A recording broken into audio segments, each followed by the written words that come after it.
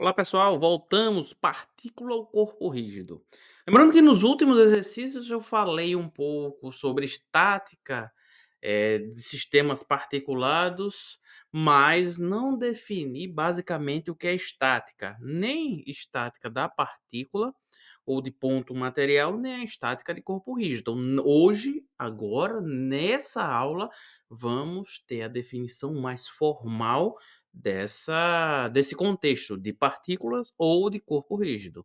Então, na aula de hoje, a gente vai saber o que é estática, vamos aplicar a estática a pontos materiais e a corpos rígidos, saber a definição, o que é partícula, o que é corpo e a estática de ponto material e de corpo rígido propriamente dito, o que é a diferença entre elas. Muito bem, vamos para a definição básica de estática. É a parte da física que estuda sistemas sob ação de forças que se equilibram. De acordo com a segunda lei de Newton, a gente sabe que a força resultante é proporcional à massa vezes a aceleração. Obviamente, quando a aceleração do sistema é nula nesse contexto, a gente tem a força resultante nula também, porque o corpo sempre vai ter massa, certo? Então, a estática propriamente dita, dentro da mecânica newtoniana, está condicionada a que todas as forças, a combinação delas sejam nula. E na engenharia é extremamente importante que a gente considere o equilíbrio do corpo, ou seja, a estática e a nulidade de todas as forças que atuam nele. De uma forma geral, vamos pensar em partícula e corpo e entender a diferença de cada um deles. Então, a partícula basicamente é uma quantidade de matéria que se supõe ocupar um único ponto no espaço.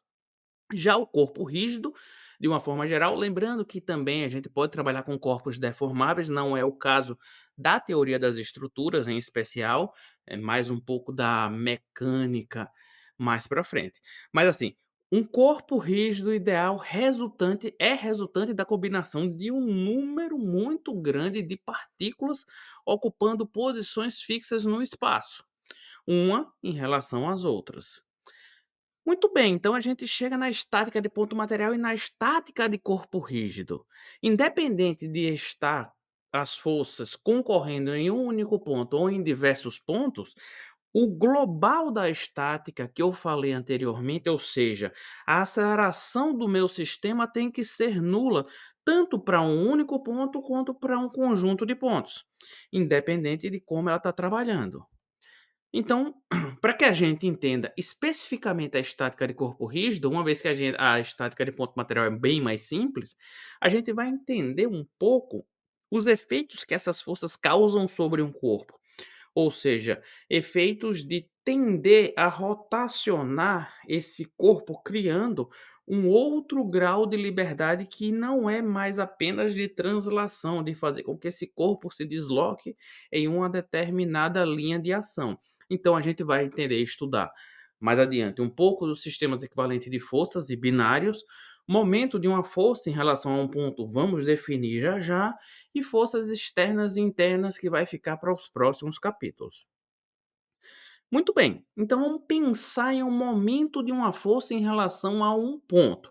A definição básica é que um momento é a tendência que uma força atua sobre um corpo que tende à possibilidade de fazer com que esse corpo gire em torno de um ponto fixo, certo? O momento depende somente da intensidade da força e de seu braço de alavanca de uma forma mais básica. Porém, a definição mais formal e matemática do problema está condicionada a um produto vetorial de um vetor resultante de deslocamento e um vetor força. Quando a gente faz esse produto vetorial, a gente tem uma rotação em um determinado eixo. Muito bem, os princípios da estática estão norteados pela primeira lei de Newton, que é segunda lei, força igual a massa vezes a aceleração, e ela está condicionada à aceleração nula do sistema. Lembrando que só estou trabalhando com um problema bidimensional em um plano cartesiano XY, os três graus de liberdade permitidos nesse sistema cartesiano são que as forças na direção x sejam nulas, as forças na segunda direção y seja nula e a rotação em torno do eixo que sai do corpo do plano cartesiano também seja nula, que é o momento.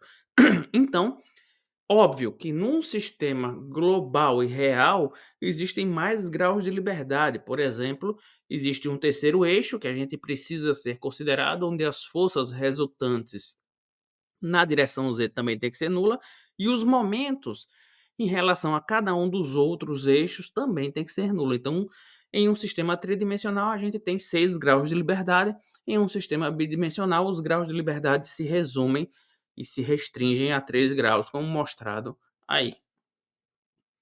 Então, a aula de hoje se encerra dessa forma. Espero ter elucidado um pouco o que é estática de ponto material e estática de corpo rígido. Lembrando que, para quem está vendo esse curso de uma forma gratuita, existe a forma mais premium do curso, onde a gente consegue ter uma grande quantidade de material associado à teoria das estruturas. Se você tem interesse, verifique abaixo na descrição se o curso completo ainda está disponível.